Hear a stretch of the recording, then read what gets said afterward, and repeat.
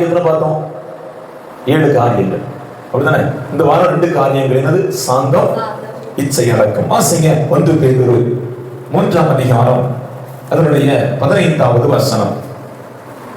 கர்த்தராகிய தேவனே, உங்கள் இருதயங்களில் பரிசுத்தம் பண்ணுங்கள்.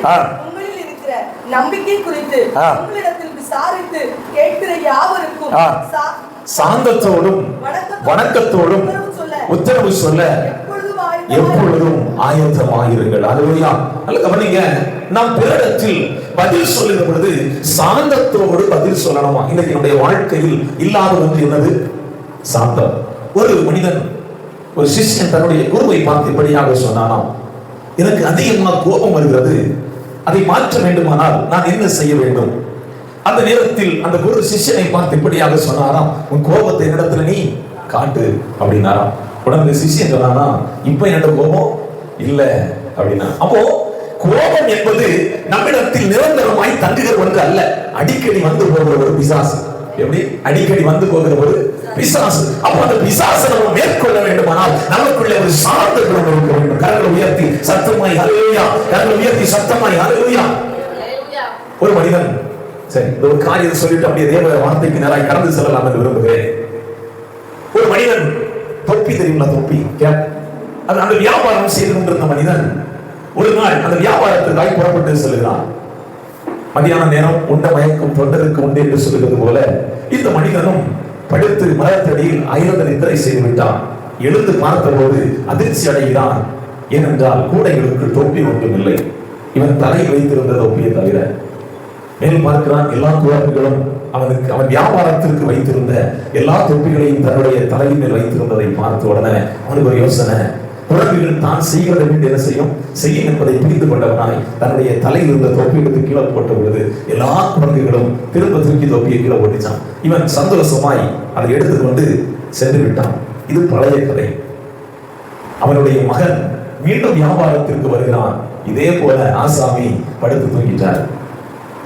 அப்பா சொல்லி கொடுத்திருக்கிறாரு, நான் இன்னொரு காலத்தில் இப்படித்தான் வியாபாரத்துக்கு சென்ற நேரத்தில் குரங்குகள் இப்படி செய்தன அப்படி சொன்னதை ஞாபகத்தில் வந்து தானும் அப்படியே செய்கிறான். அந்த குரங்குகள் எல்லா தொப்பிகளும் தூக்கி போடும் என்று சொல்லி தன்னுடைய தலையில் வைத்திருந்த தொப்பியை தூக்கி கீழே போட்ட பொழுது ஒரே ஒரு குரங்கு தலையில் மட்டும் தொப்பி இல்லையா, அந்த குரங்கு வந்து ஓடி வந்து அதை எடுத்து தலையில் வைத்துக் கொண்டலாம்.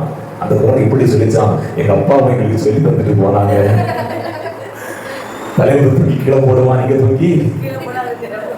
நல்ல கவனிங்க, காலங்கள் மாறும். அல்லேலூயா. கரங்களை உயர்த்தி சத்தமாய் அல்லேலூயா. ஆனால் அவர் குணங்கள் ஒருபோது மாறிவிடக்கூடாது. அல்லேலூயா. கரங்களை உயர்த்தி சத்தமாய் அல்லேலூயா. நல்ல கவனிங்க, கேட்கிற எல்லா இடத்திலும் சாந்த குணமுள்ளவர்களாய் பதில் அளிக்க வேண்டும் என்று வேதம் சொல்கிறது. சங்கீதம் 22ஆம் அதிகாரம் அதோட 26ஆம் வசனம் இப்படியாக சொல்கிறது, சாந்த குணமுள்ளவர்கள் புசித்து திருப்தி அடைவார்கள். நல்ல கவனிக்கிறோம். நம்ம வாழ்க்கையில் ஏதோ குறைபடுகிறோம் என்று சொன்னால் என்னுடைய வாழ்க்கையில் ஏதோ ஒரு தவறு இருக்கிறது, என்னுடைய வாழ்க்கையில் நான் சாந்தத்தில் தவறிவிட்டேன். அதை வேதம் வந்து பகுதி வாசிங்க. சங்கீதம் 22 அதோட 26ஆம் வசனம். சாந்த குணமுள்ளவர்கள். உங்க பைபிள் எழுதியிருக்கா? உங்க பைபிள் எழுதியிருக்கா? பலர் கையை பிடி சொல்லுங்க. நாம் புசித்து திருப்தி ஆக வேண்டுமானால் இன்னைக்கு இந்த இடத்தை விட்டு புறப்படுகிற பொழுது சாந்த குணமுள்ளவர்களாய் புறப்பட்டு சொல்ல வேண்டும். அல்லேலூயா. வேதம் இப்படியாக சொல்கிறது, சாந்த உள்ளவர்களை தேவன் நியாயத்திலே நடத்தி சாந்த உள்ளவர்களை தமது வழியை போதிக்கிறார் என்று சொல்லப்படுகிறது. சாந்த உள்ளவர்கள் பூமியை சுதந்தரித்துக் கொள்கிறார்கள். நல்ல கவனிக்கணும். மனிதர்கள் இப்படியாக சொல்வார்கள், பொறுத்தார் பூமியை ஆளுகை செய்வார்கள். நாமும் பொறுமையோடு காத்திருப்போம். நிச்சயமாய் ஒரு நாள் இந்த பூமியை நம்ம 1000 வருடம் ஆளுகை செய்ய போகிறோம். அல்லேலூயா. எவ்வளவு வருஷம்? 1000 வருடம் ஆளுகை செய்ய போகிறோம். அதற்கு நமக்கு தேவை தெரியுமா? பொறுமை. சாந்த குணம் நமக்கு அவசியமாய் காணப்படுகிறது. அதனால சங்கீதம் 37ஆம் அதிகாரம் அதனுடைய 11ஆம் வசனம் இப்படியாக சொல்கிறது, சாந்த குணம் உள்ளவர்கள் பூமியை சுதந்தரித்துக் கொள்கிறார்கள், மிகுந்த சமாதானத்தினால் மன மகிழ்ச்சியா இருக்கிறார்கள். அல்லேலூயா. ஒரு மனுஷனுக்குள்ள சாந்த குணம் இருந்தனா ஆட்டோமேட்டிக்கா சமாதானம் அவனை தேடி என்ன செய்யுது? வந்து விடுகிறது. அது அட்ரஸ் எல்லாம் தேடி வர வேண்டாம். ஒரு மனிதனுக்குள் சாந்தம் வருகிற பொழுது அவனுக்குள் சமாதானம். அந்த பகுதி வேணா ஒரு வாசிங்களேன். சங்கீதம் 37ஆம் அதிகாரம்.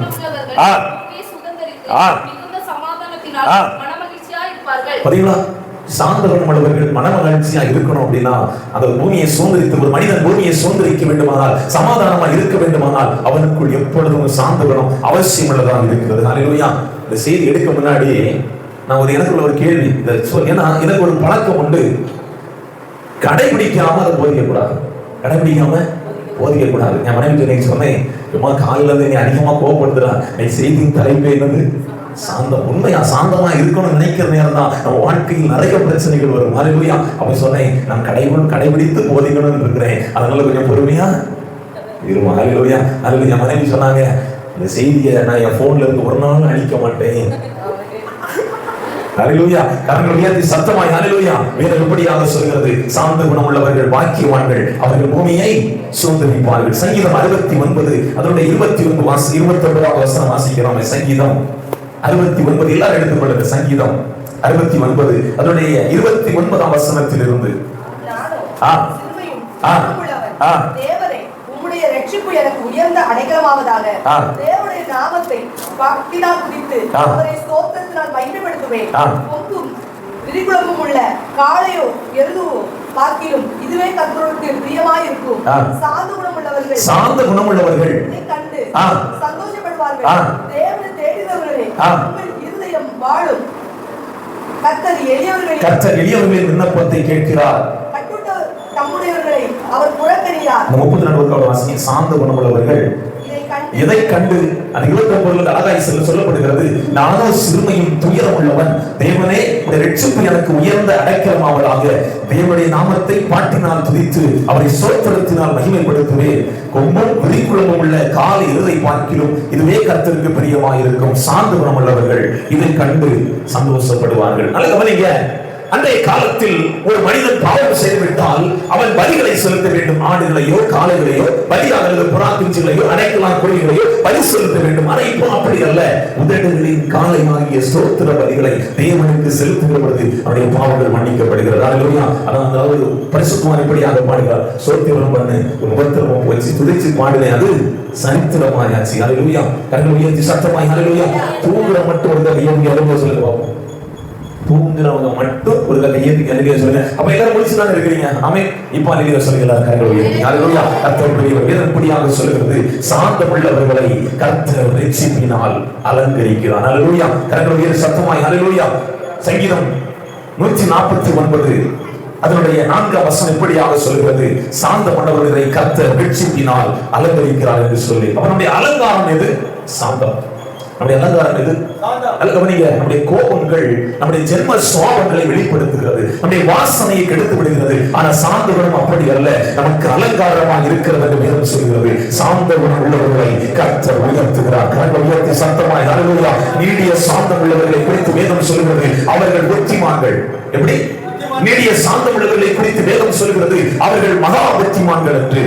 மத்தேயு 5ஆம் அதிகாரம் அதனுடைய 5ஆம் வசனம், சாந்த குணம் உள்ளவர்கள் பாக்கியவான்கள். ஹல்லேலூயா. இப்படி யோசித்து பார்த்தேன், இந்த வசனத்தை வாசிக்கிற பொழுது அந்த பாக்கியமான எப்படி ஆகி ஒரு நாள் நாம் பார்க்கணும். ஹல்லேலூயா. எப்படி சாந்த குணம் உள்ளவர்கள் பூமியை சுதந்தரித்துக் கொள்வார்கள். படிச்சு வாசிங்க. சாந்த குணம் உள்ளவர்கள் பாக்கியவான்கள், அவர்கள் பூமியை சுதந்தரித்துக் கொள்வார்கள். நல்ல கவனிங்க. ஏற்கனவே இது பழைய ஏற்பாட்டில் சங்கீதத்தில் ஒரு முறை தாவீது சொல்லி இருக்கிறார். அதே பகுதி ஆண்டவர் இயேசு கிறிஸ்து சொல்கிறார், சாந்த குணம் உள்ளவர்கள் பாக்கியவான்கள். அதுல நிரூபிச்சு கேளுங்க, நீங்க பாக்கியவான்களா? நீங்க பாக்கியவான்களா? என்ன சொன்னாங்க? பாக்கியவான்களா இருக்கணும்னு நினைக்கிறோம். ஆனா நம்ம சாந்தத்தை கெடுக்கிறது போல நமக்குள்ள வந்து சில பிசாசு, கோபம் என்கிற பிசாசு நம்ம என்ன செய்து விடுகிறது? தடை செய்து விடுகிறது. ஹல்லேலூயா. சொல்லுங்க, நம்ம பாக்கியவான்களா மாறணும்னா சாந்த குணம் உள்ளவர்களா இருந்துத்தான் வேண்டும். ஹல்லேலூயா. ஹல்லேலூயா. 1 கொரிந்தியர் 13ஆம் அதிகாரம் 1 கொரிந்தியர் 13ஆம் அதிகாரம் அதனுடைய 4வது வசனம் ஒரு வாசிக்கலாம். அன்பு எப்படி? அன்பு ஒரு மனுஷனுக்குள்ள இருந்ததுன்னா அவனுக்குள்ள என்ன வந்துருமா?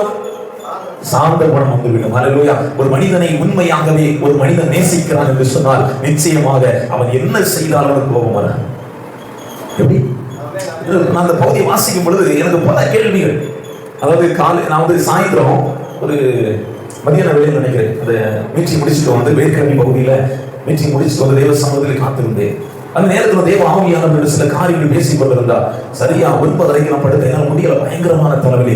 சரியா 1:30 ஆண்டு எழுதி விட்டார். 1:30 எழுதி விட்டு சாந்த குணம் எப்படி இருக்க வேண்டும் என்பதை குறித்து கர்த்தர் தெளிவாக நான் கற்றுக் கொடுத்தார். அதுல இந்த பகுதி 1 கொரிந்தியர் 13ஆம் அதிகாரம் அதனுடைய 4வது வசனம், அன்பு நீடிய சாந்தம் உள்ளது. உண்மையாகவே நீங்கள் ஒரு மனிதனை நேசிக்கிறீர்கள் சொன்னால் நல்ல கவனிங்க. அதனால தான் வேதம் சொல்கிறது நம் மேல தேவனாய் கர்த்தர் நீடிய சாந்தம் உள்ளவராய் பொறுமை உள்ளவராய் இருக்கிறார். அல்லையா? எவ்வளவு பாவம் செஞ்சாலும் எவ்வளவு அக்கிரமம் எவ்வளவு மீறினாலும் அவர் நம்ம நீடிய சாந்தம் உள்ளவராய். ஏன் தெரியுமா? அவருக்கு நம்ம இருக்கிற அன்பு அளவிட முடியாதது. அல்லேலூயா, அல்லேலூயா. வேதம் தெளிவாய் சொல்கிறது அவருடைய அன்பு நீளமானது, உயரமானது, அகலமானது, ஆழமானது. அப்படிப்பட்ட அந்த அன்பு நம்மை வைத்திருக்கிறதுனால் அவர் நீடிய சாந்தம் உள்ளவராய் நம்மை அவர் பொறுமையோடு காத்திருக்கிறார். அல்லேலூயா. கலாத்தியர் 6ஆம் அதிகாரம், கலாத்தியர் 6ஆம் அதிகாரம் அதனுடைய 1வது வசனம். சாந்தம் இச்சையடக்காதது, ஆவியோ ஆவிங்கரியோ அன்பு சகிதம். கலாத்தியர் 6:1. சகோதரரே, ஒருவன் குற்றத்தில் அகப்பட்டால் ஆவிக்குரியவனாகிய நீங்கள் நல்லா கவனிக்கணும்.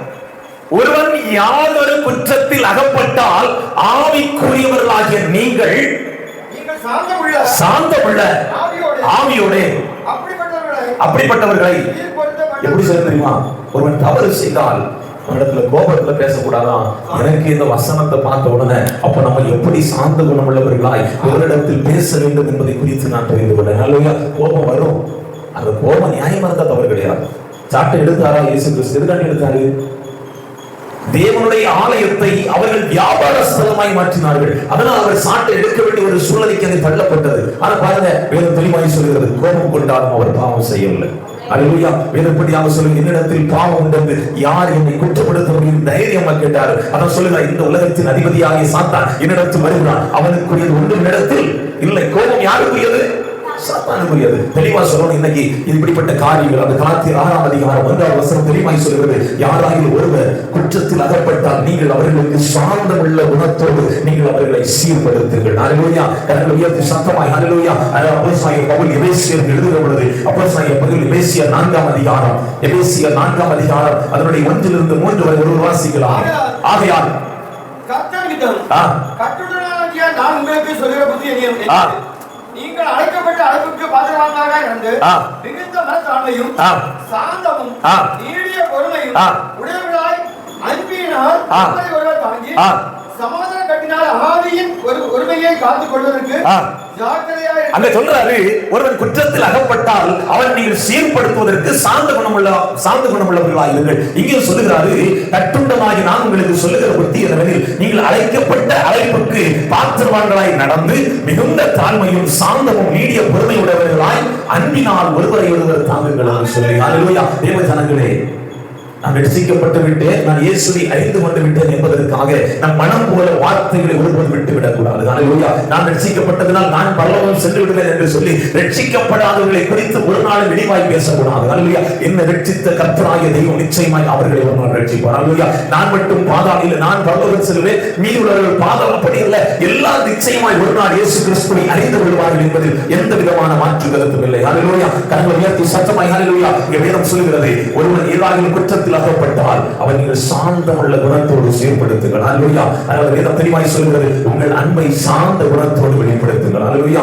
அதாவது கொலைசீர் எழுதுகிற அப்போஸ்தலன் பவுல் இப்படியாக எழுதுகிறார். அதனுடைய 12ஆம் வசனம், சாந்த குணத்தை தரித்துக் கொள்ளுங்கள் என்று சொல்லி, நம்ம எப்படி உடையை தரித்துக் கொள்ளுகிறோமோ அதே போல சாந்த குணத்தை நாம் தரித்துக் கொள்ளுகிறவாய் மாற வேண்டும் என்று வேதம் சொல்கிறது. 1 தெசலோனிக்கேயர் 5ஆம் அதிகாரம் அதனுடைய 14ஆவது வசனம் இப்படியாக சொல்கிறது, எல்லா இடத்திலும் நீடிய சாந்தமாய் இருங்கள். அல்லேலூயா. அல்லேலூயா. அதனாலதான் வேதம் சொல்கிறது, தேவ வசனத்தை சாந்தமாய் நீங்கள் ஏற்றுக்கொள்ளுங்கள். வாசிங்க என்னாகமம் 12ஆம் அதிகாரம், என்னாகமம் 12ஆம் அதிகாரம் அதனுடைய 3ஆம் வசனம். என்னாகமம் 12ஆம் அதிகாரம் அதனுடைய 3ஆம் வசனம்.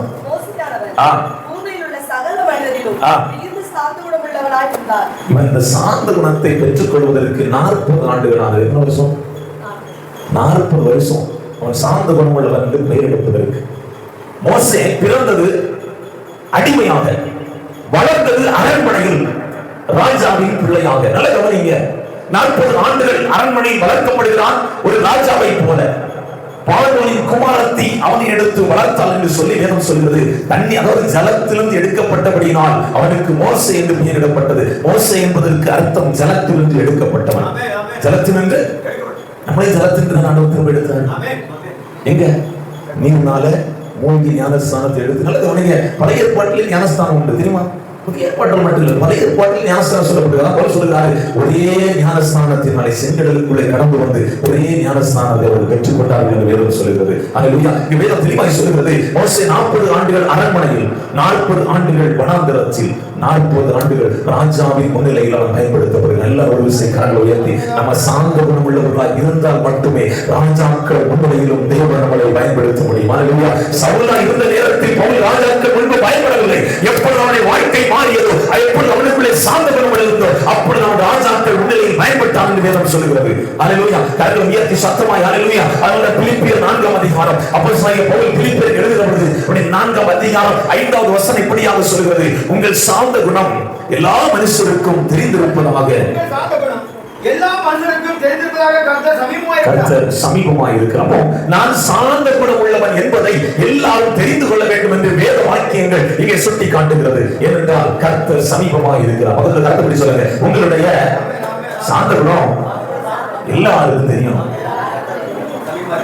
விக்கிரமாவா சார்ந்த குணம் உள்ளவர்கள் என்ன சொன்னாலும் கோபப்பட ஒரு கணத்தை அடிச்சா மறுகணத்தையும் காட்டுவாங்க. அதுதான் சாந்தத்தை வெளிப்படுத்துவதின் அழகு. அல்லேலூயா. கரங்களை உயர்த்தி சத்தமாய் அல்லேலூயா. வேதம் தெளிவாய் சொல்கிறது. இப்போ திருப்பி கொண்டு 1 பேதுரு 3ஆம் அதிகாரம், 1 பேதுரு 3ஆம் அதிகாரம் அதனுடைய 4வது வசனம்.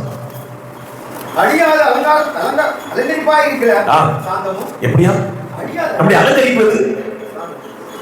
எனக்கு வசனத்தை வாசிக்கும் போது எத்தனை புரிதல் தெரியல. நம்ம நல்லா பவுடர் போடுவோம் முகத்தை கழுவினா எதுக்கு முகமே பிரைட்டார்கள். ஆனா வேதம் சொல்லுகிறது அழியாத அலங்கரிப்பு நமக்கு என்ன தெரியுமா? சாந்தம். வாசிங்க அப்படியே தொடர்ச்சியா. சாந்தமும் அமைதியுள்ள ஆவியாகிய இதயத்தில் மறைந்திருக்கிற குணமே உங்களுக்கு அலங்காரமாய் இருக்க கடவுளே. அதுவே தேவனுடைய வார்த்தையில் வெளியேறப்பட்டது. அல்லேலூயா. எப்பா எவ்வளவு பெரிய ஒரு வசனம் பாருங்க, எவ்வளவு பெரிய ஒரு வார்த்தை. அப்படி அலங்கரிப்பது தெரியுமா? சாந்த குணம். அல்லேலூயா. கரங்களை உயர்த்தி சத்தமாய் அல்லேலூயா. வாசிங்க அதனுடைய 15வது வசனம். கர்த்தராகிய தேவனே உங்கள் இதயங்களை பரிசுத்தம் பண்ணுங்கள். நம்பிக்கை குறித்து உங்களிடத்தில் விசாரித்து கேட்கிற யாவருக்கும் சாந்தத்தோடு வணக்கத்தோடு உத்தரவு சொல்ல எப்பொழுதும் ஆயத்தமாய். அல்லேலூயா. இருதயத்தில் அவர் இருந்தார்னா சாந்த ஆட்டோமேட்டிக்கா வெளிப்படும். பதவியை எப்படி சொல்லுங்க, உங்களுக்கு இருதயத்துல இயேசு இருந்தார்னா சாந்த குணம் வெளிப்படும்.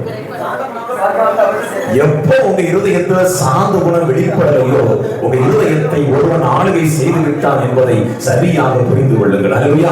இப்ப சொல்லுங்க பதவியை எப்படி சொல்லுங்க, உங்க இருதயத்துல சாந்த குணம் வெளிப்படலைன்னா இன்னும் ஒருத்தன் உள்ள புகுந்துட்டான் அர்த்தம். அல்லேலூயா.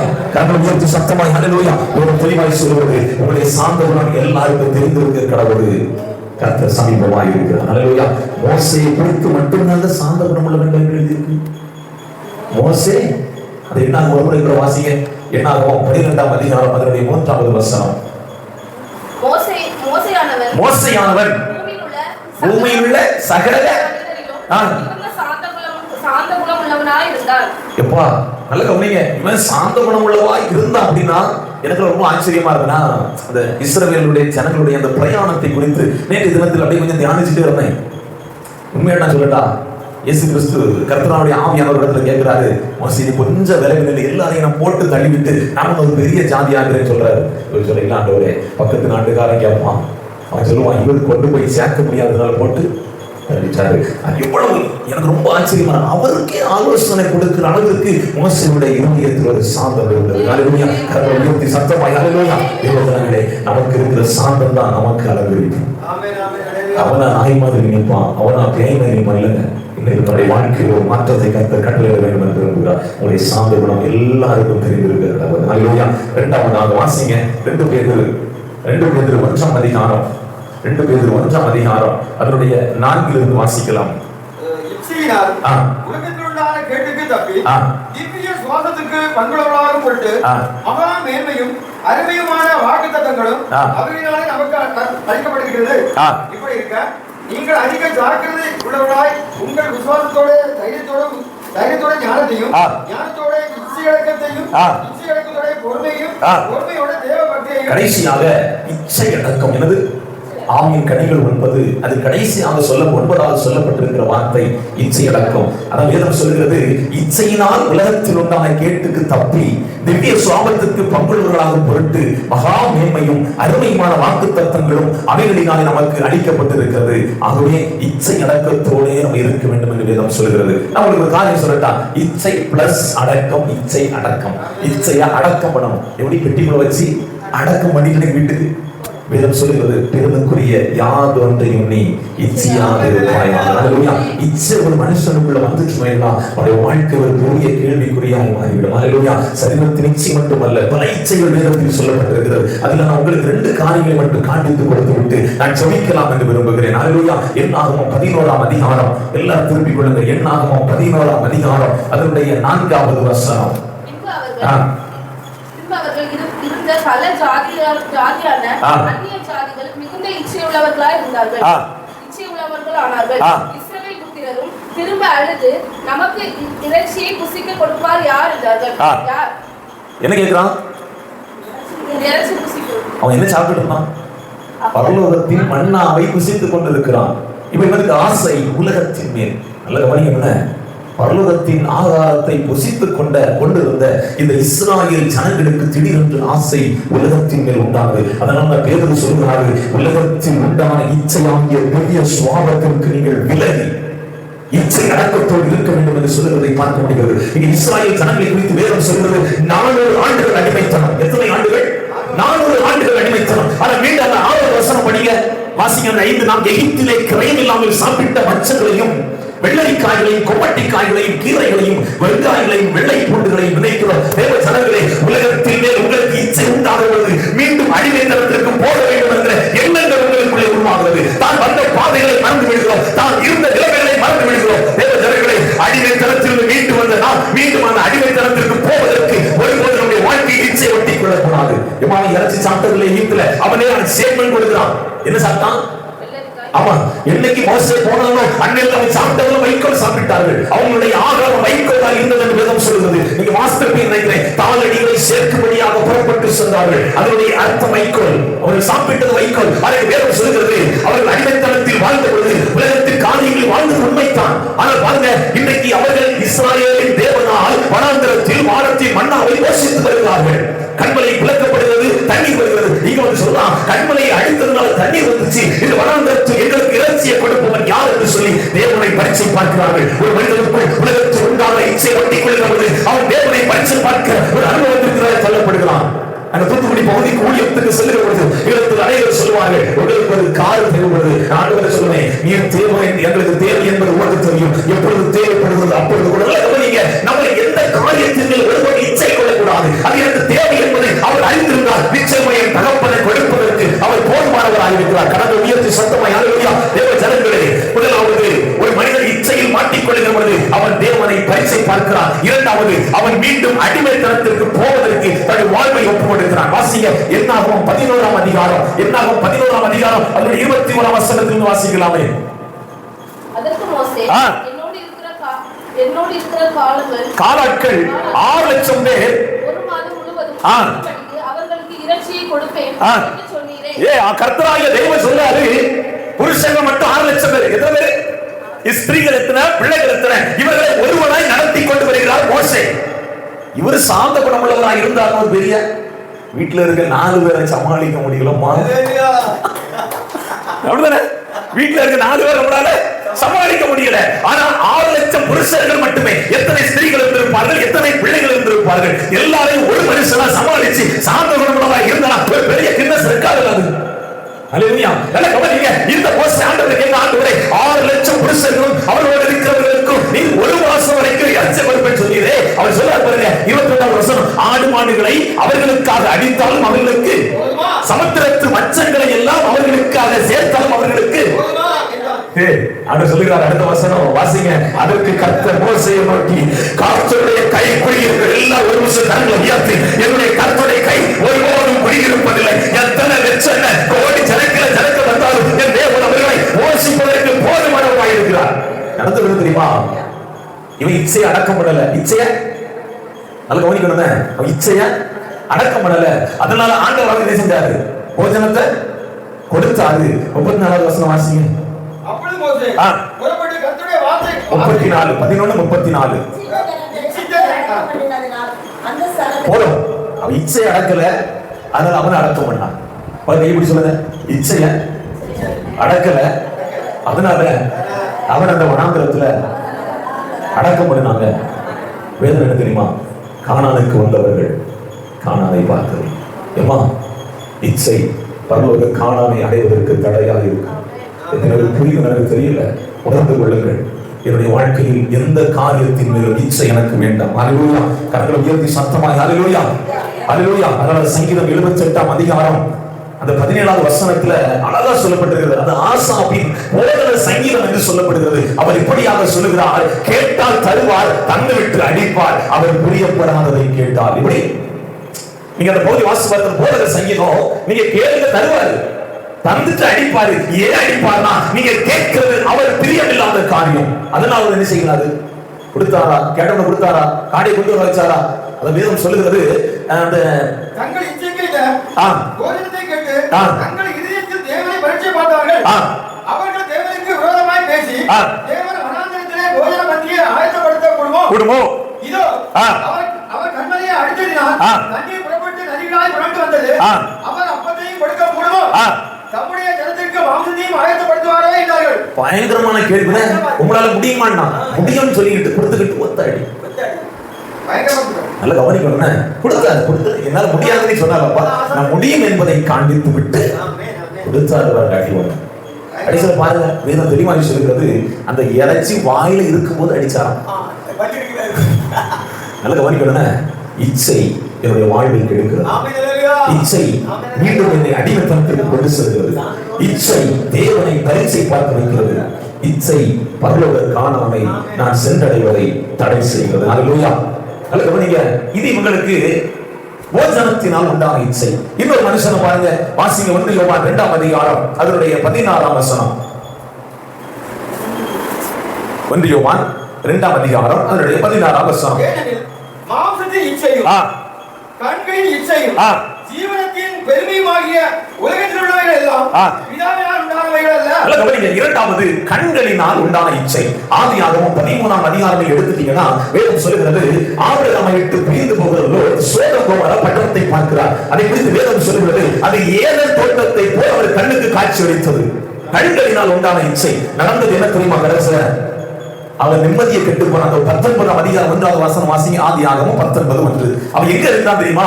சோதோமின் வாசல்ல இருக்க வெளியே உட்கார்ந்து இருக்கிறான். அந்த 18:1 வாசிங்க. 18:1 18:1 ஆபிரகாமுக்கு தரிசனமானார். இப்ப 19:1 வாசிங்க. அந்த இரண்டு தூதரும் சாயங்காலத்திலே சோதோமுக்கு வந்தார்கள். லோத்து சோதோமின் வாசலிலே உட்கார்ந்திருந்தார். நல்ல கவனிங்க. நிம்மதியா இருந்தா வீட்டுல இருப்பான், நிம்மதி இருந்தா வீட்டுக்கு வெளியில. என்னது புரியுது எனக்கு தெரியல. நல்ல கவனிங்க. ஏனென்றால் இவன் கண்களில் உண்டான இச்சை. நான் நிறைய பார்ப்பேன், அந்த வர வழியில இருப்பாங்க. எங்க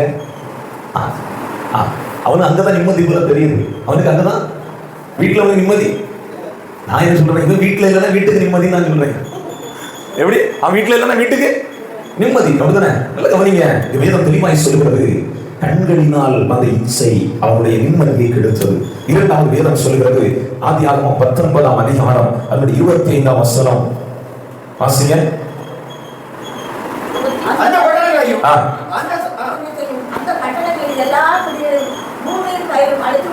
அன்றைக்கு அவன் கண்கள் கண்ட பொழுது செழிப்பாய் இருந்தது. இன்றைக்கு அந்த பட்டணத்தில் ஒரு புல்லு கூட முளைக்கும்.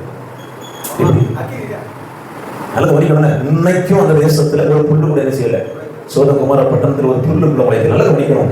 எனக்கு இன்னைக்கு செழிப்பாய் காண்கிறவைகள் நாளைக்கு வனாந்திரமாய் மாறுவதற்கு வாய்ப்புகள் உண்டு. அதனால இன்னைக்கு இருக்கிற நிலையை வச்சு நீங்க ஒரு விஷயம் முடிவெடுக்காதுங்க. உங்களுடைய வாழ்க்கையில் இன்றைக்கு வனாந்திரம் போல காட்சி அளித்தாலும் நிச்சயமாய் ஒரு நாள் செழிப்பாய் மாறும். அதனால என் கண் கண்ட போட்டில் நான் போவதை விட்டு வேறு தெளிவாய் சொல்கிறது, லோத்து அந்த இச்சையில விழுந்ததுனால, கண்கள் இச்சையில விழுந்ததுனால தன்னுடைய மனைவியை இழந்தான். எதுல தான் இழந்தான் இல்லையா? தன்னுடைய மனைவியை இழந்தான். மதுபானத்திற்கு அடிமையாக்கப்படுகிறான். உணர்வற்றவன், தன்னுடைய பிள்ளைகள் தன்னோடு இருந்துவிட்டு எழுப்புவதை அறியாமல் உணர்வுள்ளவனாய் காணப்படுகிறான். அது மட்டுமல்ல, 10 தலைமுறைக்கு தேவ சன்னிதானத்தில் சேரக்கூடாத ஒரு சந்ததியை பெற்றெடுத்தார்கள் என்று வேதத்திலே சொல்லப்படுகிறது. ஆனா இதுல ஒரு அற்புதம் தெரியுமா? 10ஆம் தலைமுறையில வந்த ரூத்தை கர்த்தர் மீண்டும் தெரிந்தது. அல்லேலூயா. கண்களை உயர்த்தி சத்தமாய் அல்லேலூயா, அல்லேலூயா. நல்ல கவனிங்க. கண்களின் இச்சை தான் யார் என்பதை மறக்க செய்து விடுகிறது. வாசிங்க ஏசாயா 59ஆம் அதிகாரம், ஏசாயா தீர்க்கதரிசன புத்தகம், அதனுடைய 59 2ஆம் வசனம்.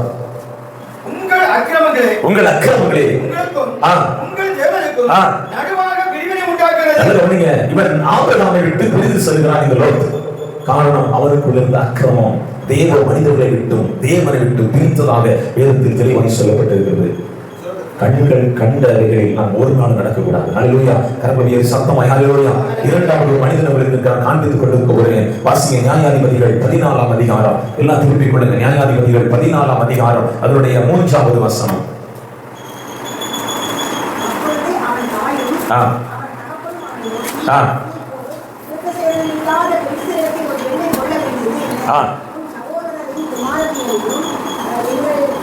ஜனம் அனைத்திலும் பெண் இல்லையா என்றார்கள்.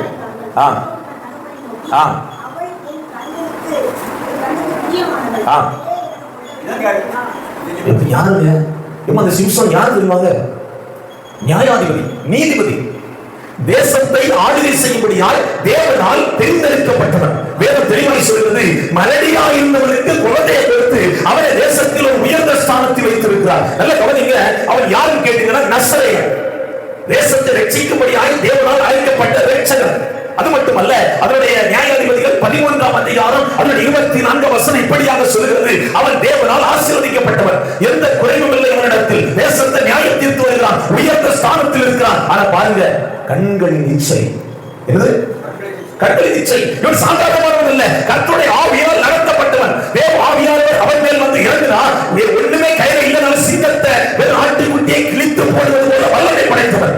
மகா பராக்கிரமசாலி, மகா பராக்கிரமசாலி. ஆனா கண்களின் இச்சையை பாருங்க, ஒரு நிமிஷத்துல அவனை விட தள்ளிவிட்டது. அப்பா கேட்கிறாரு, எதிரிமா இஸ்ராயேல் ஜனங்கள் நியாயப்பிரமாணத்தின்படி அந்நிய மிருகத்தோடு பிழைக்கக்கூடாது. ஆனா இங்க நடந்தது. அதனால் வேதம் சொல்கிறது, அவன் கண்களின் இச்சையில் விழுந்தான். வாசிங்க அதனுடைய நியாயாதிபதிகள் 14ஆம் அதிகாரம், அதனுடைய 6வது வசனம் தெளிவாய் சொல்கிறது, சிங்கத்தை எப்படி இருந்தாலும்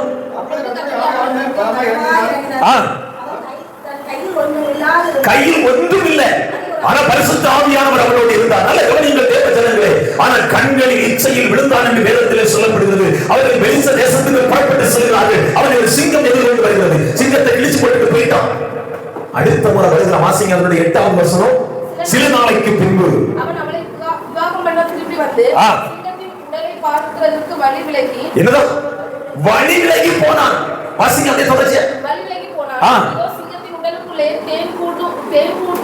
தேனும் இருந்தது. அந்த 9வது வசனம் கடைசி பகுதி வாசி. ஆனாலும் தான் அந்த தேனை சிங்கத்தின் உடலில் எடுத்ததை தன்னுடைய தாய் தகப்பனுக்கு அறிவிக்கவில்லை. நல்ல கவனிங்க.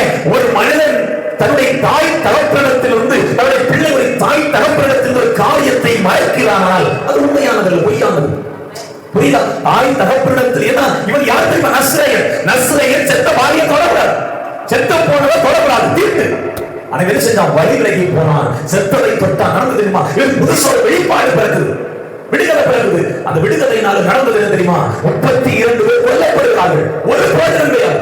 இந்த விடுதலை யாருக்கு பிரயோஜனம் உண்டா? 32 பேர் கொலை செய்யப்படுகிறார்கள். நல்ல கவனிக்கணும் தேவ ஜனங்களே. கண்களின் இச்சை. அந்த 14ஆம் அதிகாரம், அந்த 3வது வசனத்திலிருந்து 7வது வசனம் வரை அழகா சொல்லப்பட்டிருக்கிறது. அவன் வழி விலகி போனான், தான் நஸ்ரேயன் என்பதை மறந்தான். நல்ல கவனிங்க தேவ ஜனங்களே. சிம்சோனின் பலம் என்னது? முடி. பலவீனம், பலவீனம் இச்சை. இன்னொரு ஒரு பலவீனம் உண்டு. பெண்கள் அழுத உடனே மனம் இறங்கிடுவார். பாத்திரீங்களா?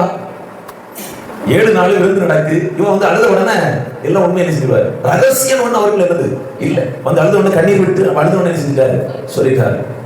எனக்கு ரொம்ப இதுல பிடிச்ச ஒண்ணுன்னா, இந்த ஸ்திரீயை விவாகம் பண்ண மாட்டாரு, வீட்டுக்கு திரும்ப போயிடுவாரு. கொஞ்ச நாள் கழிச்சு திரும்ப ஒரு ஆட்டுக்குட்டியை கொண்டு வருவார். வரும்போது அவங்க சொல்லுவாங்க, உன்னுடைய தோழனுக்கு நான் அவளை என்ன செஞ்சிட்டோம், கொடுத்துட்டோம் அப்படின்னு. இவர் கோபத்துல 300 நிறைய பிடிச்சி, இவ்வளவு பராக்கிரமசாலியா இருப்பானே, பயங்கர பராக்கிரமசாலி. நம்மளால நிறைய யாராவது பார்த்துருக்கீங்களா? பாத்தீங்களா? தந்திரம் உள்ளது. அவ்வளவு சீக்கிரம் கண்ணில் என்ன செய்யாது.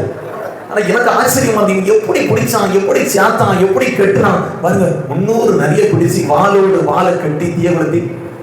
இது யார் செஞ்சதுன்னு கேட்ட உடனே இவன் பேர சொல்றாங்க. இன்னும் நடக்கிற வாசிங்க அதனுடைய 15ஆம் அதிகாரம் அதனுடைய 13ஆம் வசனம்.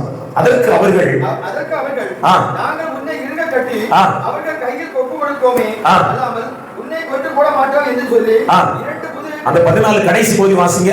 அவன் புயங்களில் கட்டி இருந்த கயிறுகள்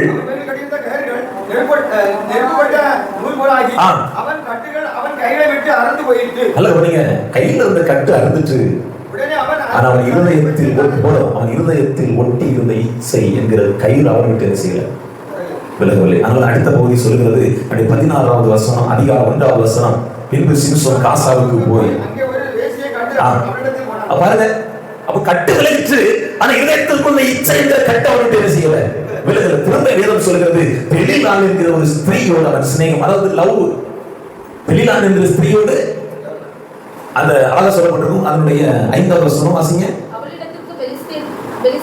அந்த 4வது வசனம் கடைசி பகுதி. பெலிலான் என்னும் பெயருள்ள ஒரு ஸ்திரீயோடு சிநேகமாயிருந்தான். கேட்டீங்களா? இவன் டெய்லி கேட்கிற உன்னுடைய பலன் எதனால் இருக்கிறது.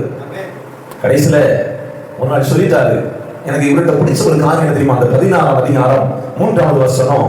சிம்சோன் நடுராத்திரி மட்டும் படுத்திருந்து நடுராத்திரியில் எழுந்து பட்டணத்து வாசல் கதவுகளையும் அதில் 2 விலைகளையும் பிடித்து பேர்த்து தன் தோளின் மேல் வைத்து எபிரோனுக்கு இருக்கிற மலையின் உச்சிக்கு, அதாவது வேத ஆராய்ச்சியாளர் என்ன சொல்றாங்கன்னா இது பல டன் வெயிட் இருக்கும், மனிதனால கற்பனை கூட பண்ணி பார்க்க முடியாதான் அந்த அளவுக்கு மகா பராக்கிரமசாலியாக தேவன் அவனோடு இருந்திருக்கிறார். எனக்கு ரொம்ப ஆச்சரியமா இருந்தது.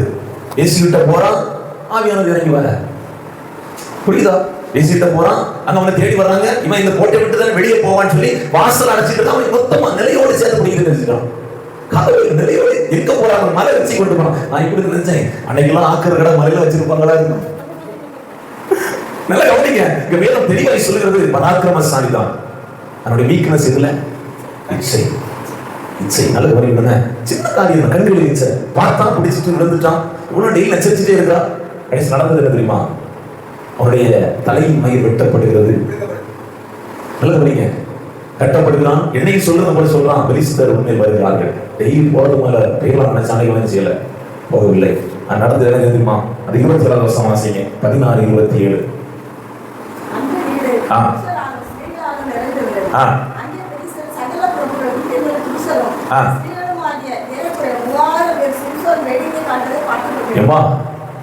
வேடிக்கை காட்டுங்கள். ஒரு மனிதன் இச்சையில் விழுந்து விட்டான் என்றால் அவன் வேடிக்கை பொருளாய் மாற்றப்படுகிறான். சிங்கத்தை ஒன்னும் கையில் கிடையாது, கிழித்தவன் தான். எப்படிப்பட்ட கட்டுகளை அறுத்து எறிந்தவன் தான்.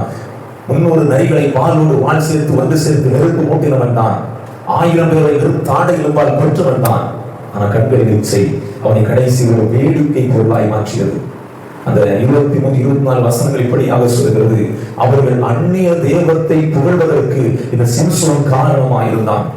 அந்த 24 கடைசி ஒரு வாசிங்க. பகைஞனை நம்முடைய தேவன் அவர் கையில் ஒப்புக் கொடுத்தான் என்று சொல்லி தங்கள் தேவனை புகழ்ந்தார்கள். இவன் அப்படிதான் நினைப்பான். என்ன ஆட்டம் காட்டினாங்க, என்ன செஞ்சுட்டான், மாட்டிட்டான். காரணம் இச்சை. நடந்திருக்குமா? கடைசி எனக்கு இந்த வசனம் வாசிக்கும் போது ரொம்ப வேதனையா இருந்தது. அந்த 30வது வசனம், என் ஜீவன் பெலிஸ்தர்களை கூட வடிய கடவுள் என்று சொல்லி பலமாய் சாய்க்க அந்த வீடு அதில் இருந்த எல்லா ஜனங்கள் மேலும் விழுந்தது. மீதமாய் அவன் உயிரோடு இருக்கையில் அவனால் கொல்லப்பட்டவர்கள் பார்க்கிறேன், அவன் சாகும்போது அவனால் கொல்லப்பட்டவர்கள் அதிகமாக இருந்தார்கள். பெலிஸ்தர்கள் செத்து போனாமா? அவன் செத்தது இருக்கட்டு, இவரோடு சாகிறதற்காக தேவனை அபிஷேகம் பண்ணினான். இதற்கு புரியுது சொல்றது. நான் இந்த பூமியை மதித்தாலும் தேவனில் இருப்பதற்காக தேவனை அழைத்தார். அதற்காக தேவன் நியாயாதிபதி அபிஷேகம் பண்ணினார். அதற்கெல்லாம் பராக்கிரமசாலியாக இவ்வளவு இருந்தார். என்னை கொண்டு இத்தனை பெரிய காரியங்கள் செய்வதற்கு காரணம் என்ன? இந்த தேவ ராஜ்யத்தில் கொண்டு வர வேண்டும் என்ற ஒரே காரணத்தோடு அல்லவோ அதுக்கு வேதம் சொல்கிறது, பெலிஸ்தரோடு தாழ்வு படிந்து போனார் என்று. ஒரு நாளுக்கு சூழ்நிலை நமக்கு வரக்கூடாது. உலகத்தோடு ஒத்து போகிற அனுபவம் நம்ம வாழ்க்கை ஒருபோது வரக்கூடாது. தேவ ஜனங்களே, இங்க வேதம் சொல்கிறது, இச்சையில் விழுந்த ஒரு மனிதனுடைய வாழ்க்கை சொல்லட்டா, சையினை போடக்கூடியதெல்லாம் நீங்க உங்கள் வாழ்க்கையில் ஒருபோது ஒட்டி கொள்ளக்கூடாது. என்ன சொல்லுவோம்? சையினை தூக்கி தூரம் போட்டு இதுல புரியுது. சை ஒண்ணுக்கு அவள் உதவாது, ஆகாததை தூக்கி எறிந்து விட்டு போக வேண்டியதை நமக்குள் ஒருபோது வைத்திருக்க கூடாது. எந்த ஒரு காரியத்திற்கு மேல் நமக்கு ஒருபோது ஆசை வரக்கூடாது. நமக்குள்ள ஆசையை தூண்டுகிறானா அங்க ஏதோ சம்திங் ராங், ஏதோ ஒரு தவறு நடக்கிறது என்பதை நம்ம சரியாக புரிந்து கொள்ள வேண்டும். அல்லேலூயா. நியாயாதிபதிகள் 16ஆம் அதிகாரம் 31 வசனம் இப்படியாக சொல்கிறது. கடைசி பகுதி வாசிங்க. இஸ்ரவேலை 20 வருஷம் நியாயம் தீர்க்க வந்தார். அல்லேலூயா. கரங்களை உயர்த்தி சத்தமாய் அல்லேலூயா. வேதம் சொல்கிறது, ஒரு புருஷனையோ அல்லது ஒரு ஸ்திரீயையோ இச்சையோடு பார்க்கிறவன் அவளோடு வேசித்தன விபச்சாரம் பண்ணி அம்மா இந்த வசனம் எல்லாம் எப்படி எழுதிருக்கு பாருங்க. பார்த்தாலே எவ்வளவு விபச்சாரம். அப்ப இச்சை ஒரு மனிதனை விபச்சார பாவத்தை தூண்டுகிறது. அந்த விபச்சார பாவம் அவனை நரகத்தில் கொண்டு தள்ளுகிறது. அல்லேலூயா, அல்லேலூயா. நல்ல மார்க்கு சுவிசேஷம் 4ஆம் அதிகாரம் 18ஆம் வசனம் இப்படியாக சொல்கிறது, ஒரு மனிதனுக்குள் இச்சை இருக்குமானால் அவனுக்குள் தேவ வார்த்தை ஒருபோதும் கிரியை செய்ய முடியாது. அதோட அந்த வார்த்தையை நெருக்கி போடுகிறது என்று வேதம் சொல்கிறது. 1 கொரிந்தியர் 9ஆம் அதிகாரம் 25ஆம் வசனம் வாசிக்கலாமே. 1 கொரிந்தியர் 9ஆம் அதிகாரம் 25ஆம் வசனம். 1 கொரிந்தியர் 9. போராடுகிற யாவரும் எப்படி? பந்தயத்திற்கு போராடுகிற யாவரும் எதுல இருக்கணும்? எல்லாரும் இச்சையடக்கமாய் இருப்பார்கள். வாசிங்க. அவர்கள் அழிவுள்ள கிரீடத்தை பெரும்படியாகவே இவ்வளவு அடக்கமா இருப்போம்னா நாம் அழியாத கிரீடத்தை பெரும்படியாக தேவன் அழைத்திருக்கிறார். நம்ம எந்த அளவுக்கு அடக்கமா இருக்கணும். அல்லேலூயா. ஒரு மனிதன் இன்னொருத்தர் கேட்டா அடக்கமான பொண்ணு எங்க கிடைக்கும்? சுடுகாட்டுல தான் கிடைக்கும். அப்படிதானே? அகலையே கிடைக்கும். ஆனா ஒருத்தர் என்ன அமைதியா இருக்கிறார், யாருக்கு எந்த டிஸ்டர்பும் இல்ல. அப்படிதானே? ஆனா நினைக்கிறாங்க அவங்க எல்லாம் நம்ம வீட்டுக்கு வந்து தொந்தரவு கொடுக்குறாங்க, அவங்க கேட்டாங்கன்னா அழுவாங்கன்னு நினைக்கிறேன். எத்தனை புரிஞ்சு எனக்கு தெரியல. அவங்க பாட்டுக்கு இருக்கிறாங்க. வேதம் தெளிவாய் சொல்கிறது, அவர்கள் இளைப்பாறுதலில் பிரவேசித்திருக்கிறார்கள். அல்லேலூயா. இல்ல கலாத்தியருக்கு அப்போஸ்தலன் பவுல் எழுதுகிற பொழுது இப்படியாக எழுதுகிறார், கிறிஸ்துவினுடையவர்கள் தங்கள் மாம்சத்தையும் அதில் இச்சை ஆசை இச்சைகளையும் சிலுவையில் அறைந்திருக்கிறார்கள். அப்படி எழுதுகிற தேவ சமூகத்தில் இன்னைக்கு நம்ம ஆசை இச்சைகள் சிலுவையில் அடைஞ்சிட்டு என்ன செய்யணும்? போக வேண்டும். எதற்கு மேலே நம்மளுக்கு என்ன செய்யக்கூடாது? ஒருபோதும் இச்சை ஒருபோது வரவே கூடாது. சாந்த குணம் உள்ளவர்களா இப்ப சொல்லுங்க. ஆவியின் கனிகள் எத்தனை? 9. உங்களுடைய எத்தனை கனி இருக்கு? உங்களுடைய எத்தனை கனி இருக்கு? 9ல எத்தனை கனி இருக்கு சொல்லுங்க. உங்களுக்கு கனியை மட்டும் நீங்க சொல்லுங்க பாப்போம். பாய் தர சொல்லுங்க பாப்போம். ஒண்ணுமே இல்லையா? சரி, இன்னைக்கு ஒரு தீர்மானம் பாருங்க. ஆவின் குடியோட கனிகளை குறித்து நம்ம ஒரு 3-4 வாரமா தியானிச்சுட்டு இருக்கோம் தானே. ஆவின் கனிகள் அன்பு, சந்தோஷம், சமாதானம், நீடிய பொறுமை, தயவு, நற்குணம், விசுவாசம், சாந்தம், இச்சையடக்கம். வேதம் தெளிவாய் சொல்லுகிறது, இதற்கு விரோதமான பிரமாணம் வேறொன்றும் இல்லை. அல்லேலூயா, அல்லேலூயா. தேவ ஜனங்களே, இதன்படியாக சொல்கிறது, மனம் திரும்புங்கள், பரலோக ராஜ்யம் சமீபித்து இருக்கிறது. நல்ல கனி கொடாத மரம் எல்லாம் வெட்டுண்டு அக்கினியிலே. கனி இருக்கா? கனி இருந்தா நம்ம பரலோகம் தான், அக்கினி போட மாட்டோம். வேதம் தெளிவாய் சொல்கிறது, மரத்தை நீங்கள் கனிகளினால் அறிந்து கொள்ளலாம். அல்லேலூயா.